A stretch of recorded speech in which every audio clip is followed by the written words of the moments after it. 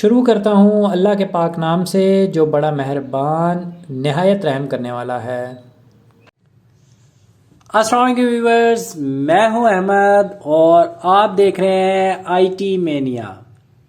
Viewers, आज की video बड़ी ख़ास होने वाली है। आज की वीडियो में हम बात करेंगे एमपीपीटी सोलर चार्ज कंट्रोलर और पीडब्ल्यूएम सोलर चार्ज कंट्रोलर के हवाले से।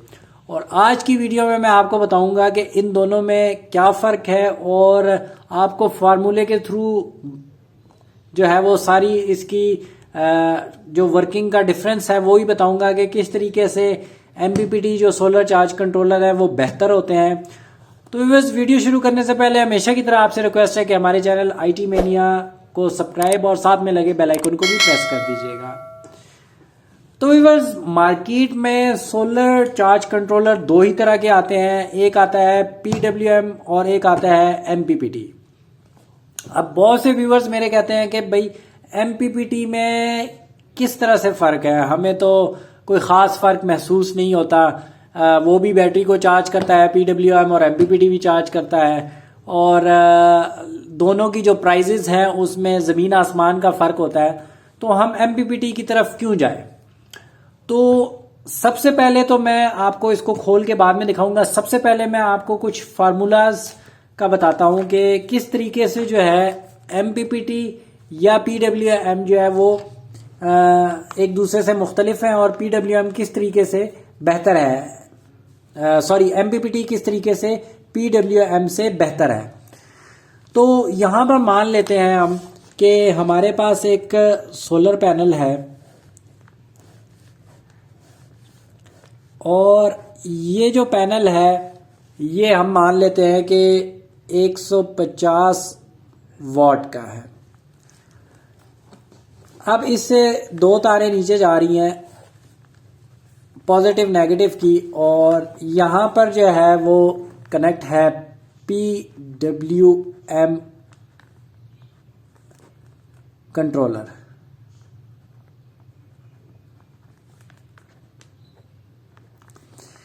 अब मान लीजिए कि ऊपर से हमारे पास जो आ रहे हैं वोल्टेज वो हमारे पास आ रहे हैं 20 वोल्ट।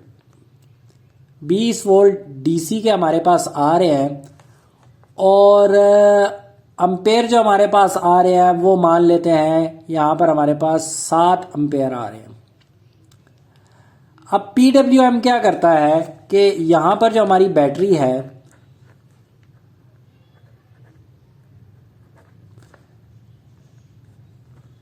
यहाँ पर जो हमारी बैटरी है उसके साथ पीडब्ल्यूएम कंट्रोलर लगा हुआ है, और हमने इसका जो कट ऑफ रखा हुआ है वो 14.5 पे रखा हुआ है। अब ऊपर से वोल्टेज जो है वो 20 आ रहे हैं, लेकिन चूंकि कट ऑफ 14 पे है तो इसने क्या किया कि 20 वोल्ट को जो है वो 14 वोल्ट पे ले आया और 14.5 पे ले आया, और जो अम्पेयर है वो आ रहे हैं 7।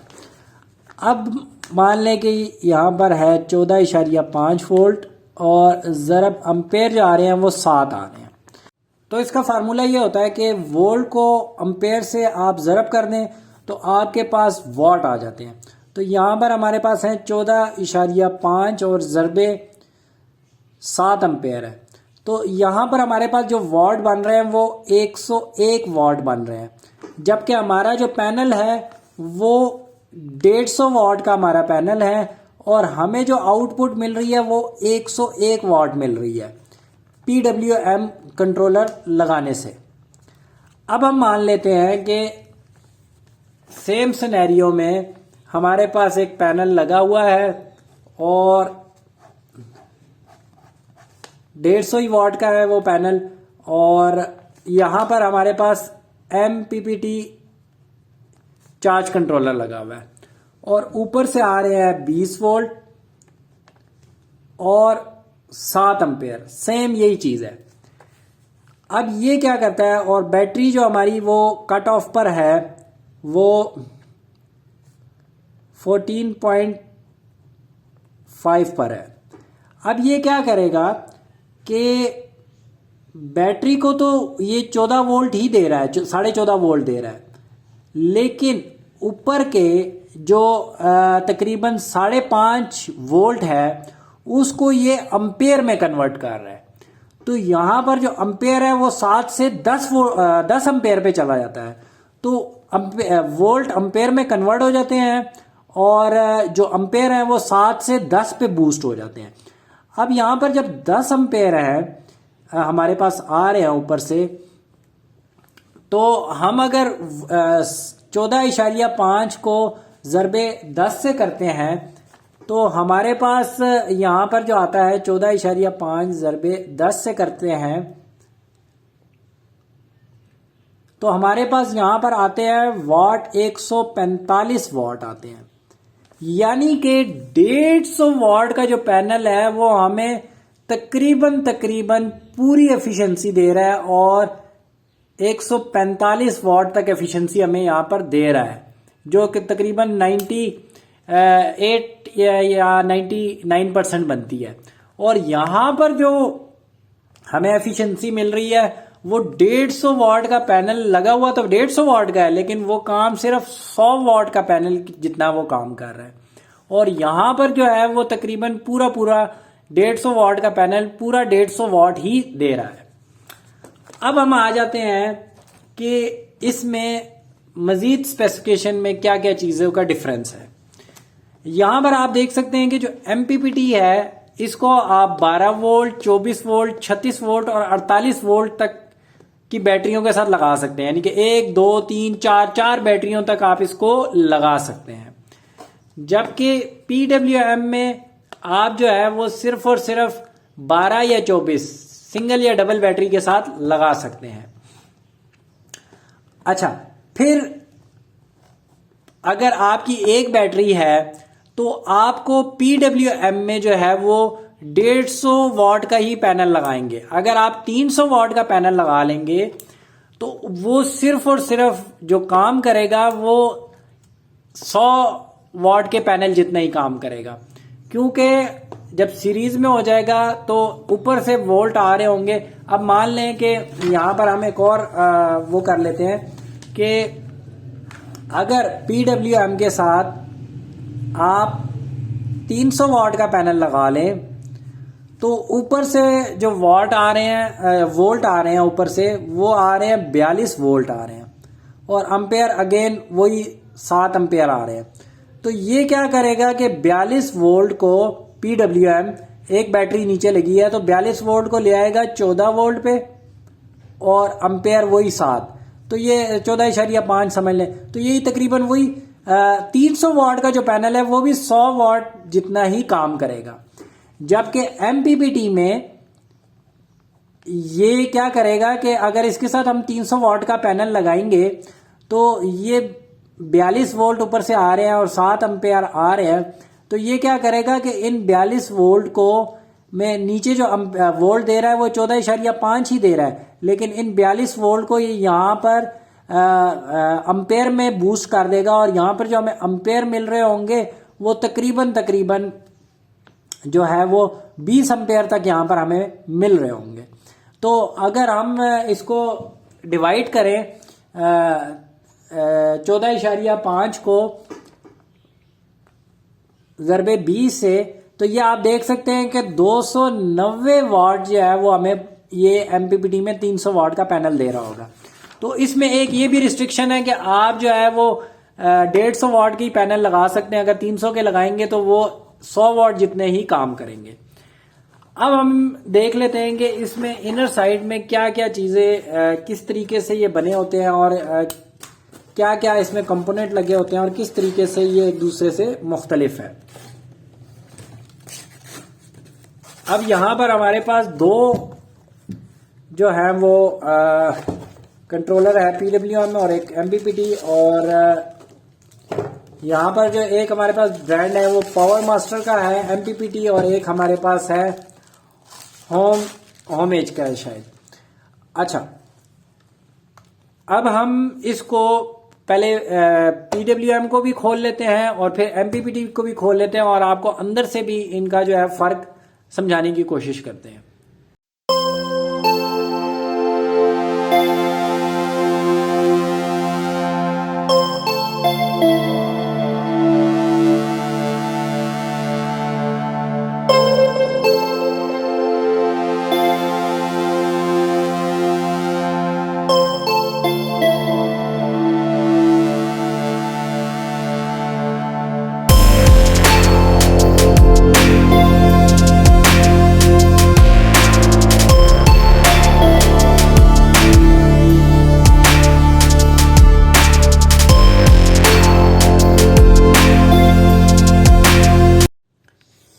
तो व्यूअर्स यहाँ पर आप देख सकते हैं कि बड़ा ही बेसिक सा सेटअप यहाँ पर है। बेसिक एक सर्किट है, कंट्रोल आईसी है प्रोग्रामिंग के लिए, और बाकी ये पीछे एक हीट सिंक लगी है। कोई इसमें जो है लंबी चौड़ी चीज़ नहीं है।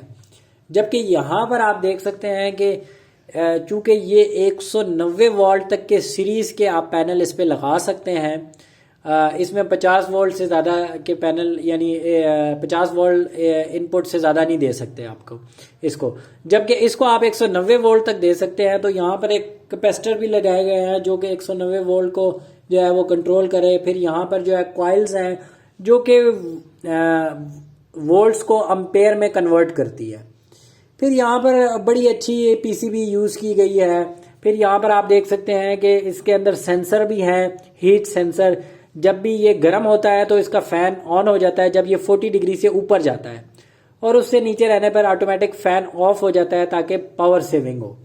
इसके अलावा यहाँ पर जो है काफ़ी अच्छी जो है वो एलसीडी यूज़ की गई है। मटेरियल की अगर बात की जाए तो इसका ये कंप्लीट एल्यूमिनियम है, और यही एज अ हीट सिंक भी जो है वो यूज़ हो रहा है यहाँ पर।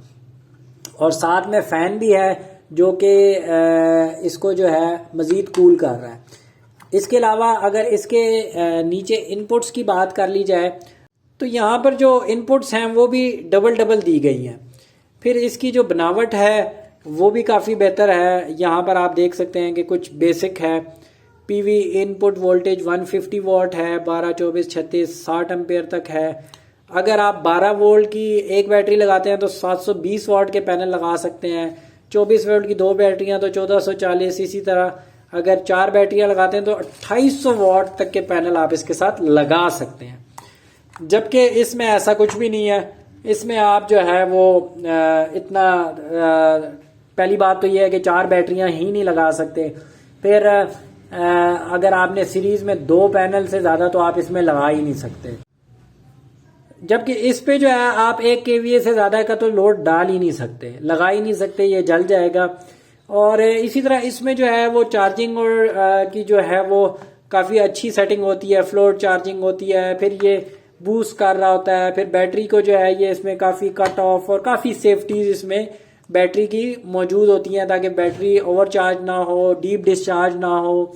इसके अलावा जो है वो ओवर हीट ना हो, और जो चार्जिंग है वो प्रॉपर तरीके से थोड़ी थोड़ी करके जो है जब ये चार्ज हो जाए तो इसको वो बार बार चेक करता है और जाती रहती है। काफ़ी इसमें जो है वो एडवांस फीचर्स मौजूद होते हैं।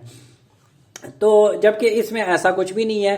तो अगर आप जब कभी भी सोलर सिस्टम लगा रहे हैं तो मैं आपको यही रिकमेंड करूंगा कि आप MPPT सोलर चार्जर यूज़ करें, क्योंकि उससे जो है आप यही समझें कि आपने अगर 4 पैनल लगाए हैं तो MPPT लगाने के बाद आप ये समझें कि आप 6 पैनल जितनी परफॉर्मेंस ले रहे हैं PWM के मुकाबले में। तो ये एक दफ़ा की इन्वेस्टमेंट है। इसमें आपको फ्लेक्सिबिलिटी ये भी मिल जाती है कि अगर कल को आप सिस्टम को अपग्रेड करते हैं और डबल ड्यूल बैटरी पे जाते हैं या क्वाड बैटरी पे भी जाते हैं तो आपको चार्ज कंट्रोलर चेंज नहीं करना पड़ता, और यही चार्ज कंट्रोलर आपका चल जाता है।